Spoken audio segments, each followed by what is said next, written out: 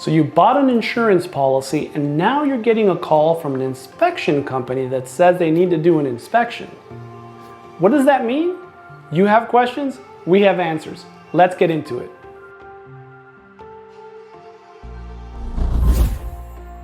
Most insurance companies for liability and property require some kind of post-policy inspection. And there's two reasons that they ask for this inspection. One, and the most obvious, is to validate some of the information that was provided during the quoting or policy process. Sometimes, not always on purpose, there's information that's either misunderstood or misrepresented through the quoting process between the customer and what they understood, the agent and what they understood, and the company. And the carrier wants to validate that information to avoid surprises either for the carrier or the customer at the time of a loss. A second reason that carriers often want inspections is to find obvious sources of claims. Now, this isn't a super comprehensive risk management of the business or property that's being insured, but it's a list of pretty obvious claim situations that the company has come across that they found that by doing a simple inspection and pointing them out, these things can be fixed and the claims can be avoided. So this is the loss control portion of the inspection.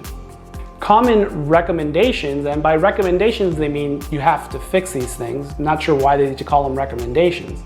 Maybe because it sounds nicer. But common recommendations that we've seen in our office are things like fire extinguishers that have expired, exit lights that aren't properly working, stairs that may not have non-skid surfaces put on them. So these are things that the inspector can see and easily note that say, hey, if we fix this simple thing, there's an obvious claim that we might be able to avoid. The inspector isn't always employed by the insurance company. In fact, most of the time, they're a third-party inspection company that's hired by the insurance company to verify this simple information. So they don't know everything about you or your policy. They just know that they have a list of questions and a list of items that they want to verify for the insurance company that the insurance company has asked them to do.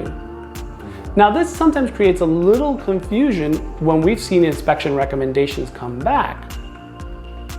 Partly because the customer will say, well, the inspector didn't tell me this would be the result of the inspection.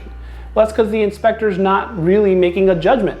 They're just taking information and then providing that information over to the insurance company. And when they're third parties, sometimes this information gets a little lost in translation.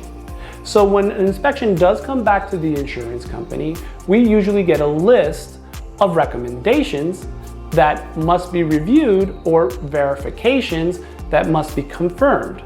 So if we gave a certain amount of sales while we were quoting, but at the inspection a different sales figure was provided, they want confirmation as to which is the correct number.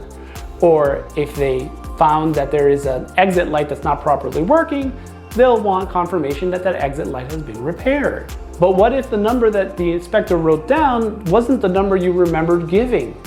This doesn't mean that you're going to have to go based on what the inspector said.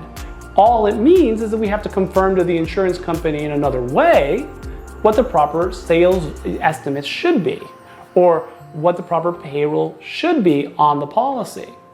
And they give us time, plenty of time, to go ahead and make those clarifications, make those corrections or verifications, or make those updates and changes that were recommended if they're physical things that need to happen.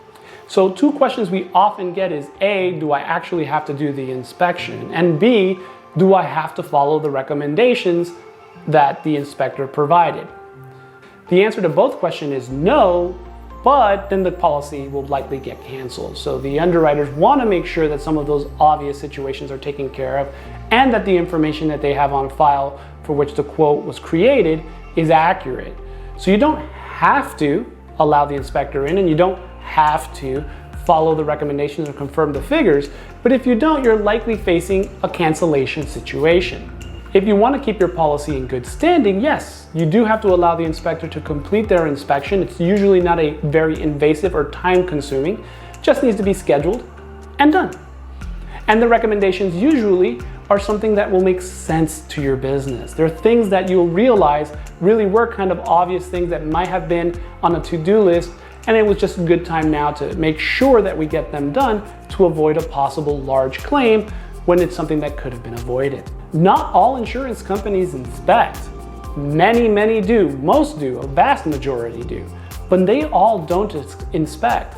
And inspecting or not inspecting doesn't mean that something is approved or not approved. It's just gathering of information. And information is how insurance policies get quoted and processed. So insurance inspections exist to validate the information so that we have as much information as close to the truth as possible to make sure that there are no surprises at the time of a claim or a loss. Now, not all insurance is created equal. Not every insurance company is going to do the same kind of inspection. So it's important that you read your insurance policy and talk to your independent insurance agent about your policy to find out how the inspection process will work, who might be doing the inspection, so that you feel confident and ready to get that done quick and get back to business as soon as possible. Now, if you don't have an independent insurance agent or you're looking for a second opinion, feel free to reach out to us at www.topazzoinsurance.com. There you'll be able to chat, text, email us, find more informational videos, or even get your quote started right there online. If you found this information useful, please hit that like button and share it with someone who you think might need it. If you want to be notified about more videos like this, we make a lot of insurance videos, but we have a little fun too, please hit that subscribe button. I'd greatly appreciate it. Thank you.